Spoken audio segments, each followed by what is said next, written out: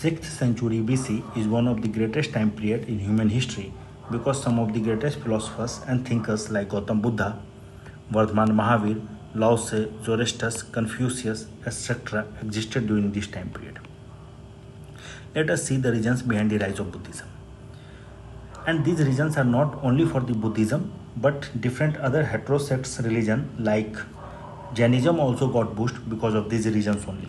So let us see this reason one by one. Kshatriya Brahmins divide. During the later Vedic period, that is from 1000 BC to 600 BC, we had seen that kingdoms become very big. The concept of Mahajanpada came into existence, and ultimately the power of king had increased manifold. When the power of king had increased manifold and they belonging to the Kshatriya clan, they started challenging this notion that Brahmins exist at the top of the Varna hierarchy. And we know that both Buddha and Mahavir belong to the Kshatriya clan. Then another reason is elaborate rituals in later Vedic period. Actually, in early Vedic period, prayers hold more significance. But in the later Vedic period, prayers become less significant and rituals become more important. When ritual became more important, we had seen that there were 17 types of priests existed during this time period. But ultimately, it had made the entire religion very complex, and people started demanding simple religions, and ultimately it had given boost to religions like Jainism and Buddhism. Then agriculture. Because of the use of iron and eastward expansion of Aryans in Ganga Valley, agriculture became their chief occupation. And when agriculture became chief occupation, the use of cattle and other animals had increased manifold for agricultures. But in Brahminical religion at that time, there were sacrifices of animals happening, and ultimately it was not good for agriculture. So people started demanding religions where importance is given to something like non-violence, and ultimately it had given significance or it has given boost to religions like Jainism and Buddhism. Then trading class. We had seen that in 6th century BC, trading class become very significant and important. India was having trade relations with country like Babylon.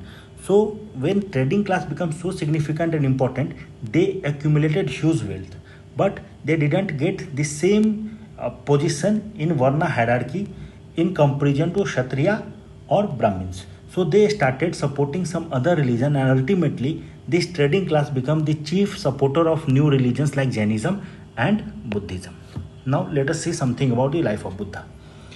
So Buddha was born in Lumbini garden near Kapila Vastu, and his father name was Sudodhan. He belongs to Sakya clan, and precisely the reason Buddha is known as Sakya Muni.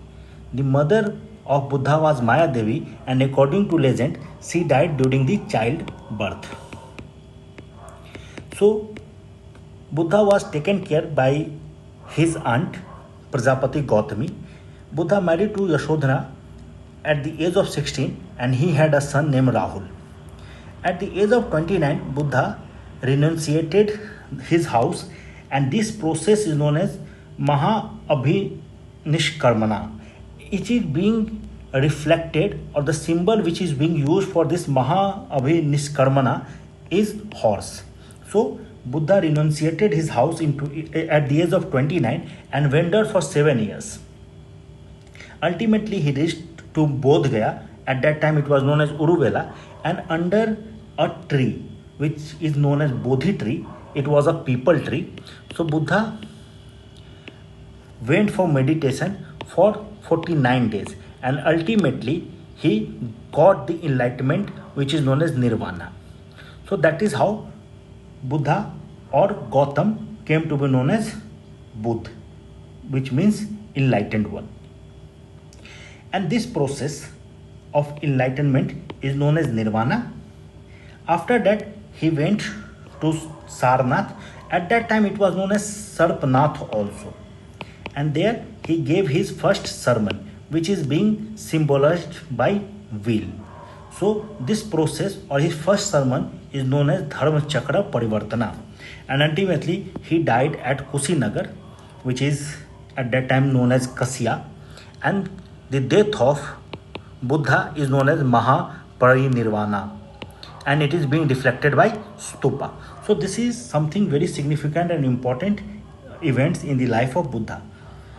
So he had given four noble truths, or which is also known as Chatvari Arya Satyani. So let us see.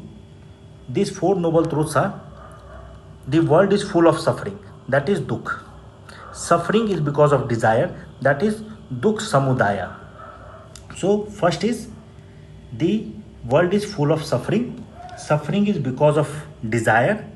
Then third noble truth is dukh nirodh, that is suffering can be get rid of by leaving the desire, and ultimately the way by which one can come out from suffering, that is eightfold path or dukh nirodh marg, which is known as Ashtangi marg.